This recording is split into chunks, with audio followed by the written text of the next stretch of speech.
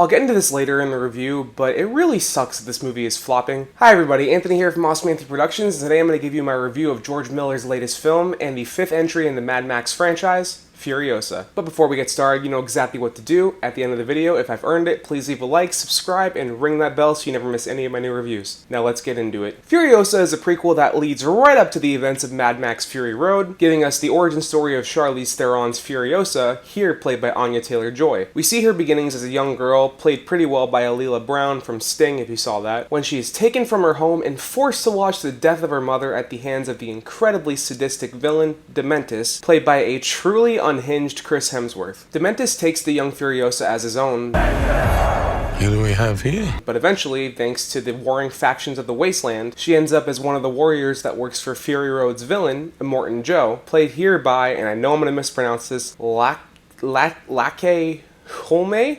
Lachi Hume. Who took over the role after the passing of Hugh K's Byrne. So Furiosa falls into the role as one of his enforcers and bides her time, waiting for another chance to get revenge on Dementis once and for all. Is there anything not to love in this movie? That's pretty good. Actually, wait. Let me start over. I've made my feelings on modern Hollywood very clear. It sucks. And I'm not gonna lie, when I heard this movie was coming, I was pretty nervous that it was just gonna be an overly modernized follow-up to the stupendous Fury Road. Thankfully, this is not the case. Oh, thank God. Oh, thank God. George Miller has clearly proven over the decades that he really has a passion for this Mad Max universe that he created, and that he wants to keep building it out in extravagant ways. And that does not include the performative activism that Hollywood keeps shoving down our throats.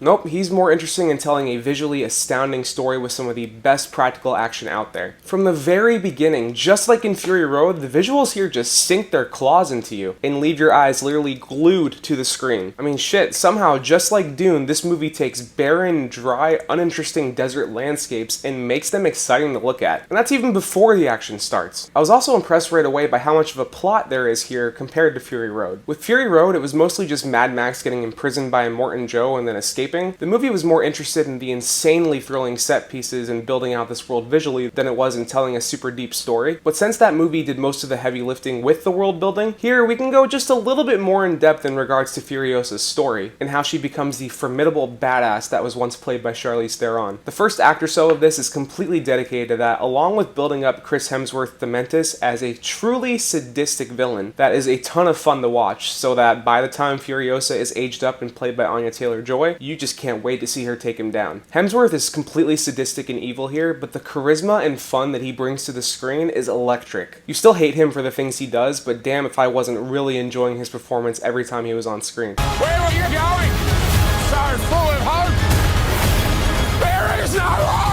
I honestly think it's one of his best performances. Anya Taylor-Joy did fine here too, but that's not really a surprise. She's a great actress. You've got talent, girl. Though I will say that considering the lack of dialogue that Furiosa has, I think she only has like 28 lines, and the sheer stoicism she has as a character, Taylor-Joy's range is definitely limited here, but she still does bring the character of Furiosa to the screen very well based on what we saw in Fury Road. If you find him, he's mine. And when she occasionally does get to show some emotion, she nails it. And to bring up the action again, That's all good shit.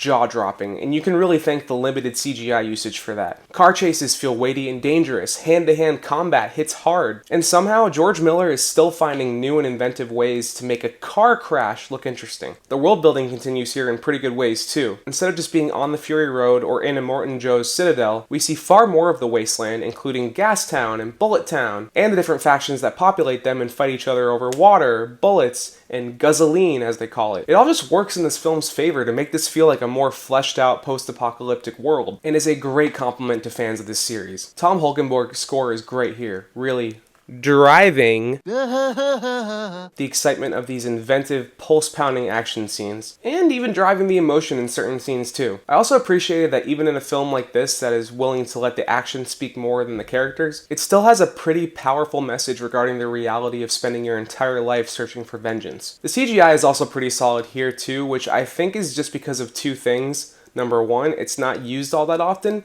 And number 2, this movie took a long time to come out. Overall, Furiosa is a triumphant prequel to one of the best action movies of all time, with brilliant practical action and set pieces, a great cast, excellent world building, stellar direction, cinematography, and editing, and a kick-ass score from Tom Holkenborg. It's just a shame that it's flopping hard. Aside from 2020, right now we're in a time of record box office lows, and even though it sucks that this movie's not making a whole lot of money, I'm not surprised that a niche R-rated action movie that's a prequel to a franchise and doesn't even feature its main character is flopping. Besides, Fury Road only made like $500 million anyways, and companies want a lot more than that now for big action blockbusters. Show me the money! Show me the money! It just sucks because this is a truly great movie, and if it completely flops, which it looks like it's going to, Warner Brothers is probably not going to let George Miller make Mad Max The Wasteland, which I was really excited for when I heard about it. Anyways, that's my review of Furiosa. Thank you so much for watching. If you enjoyed the review, you know exactly what to do. I said it earlier. Please leave a like, subscribe, and ring that bell so you never miss any of my new reviews. While you're at it, you can scroll down in the description below, find the links to my socials, leave a comment, let me know if you saw this movie and what you thought,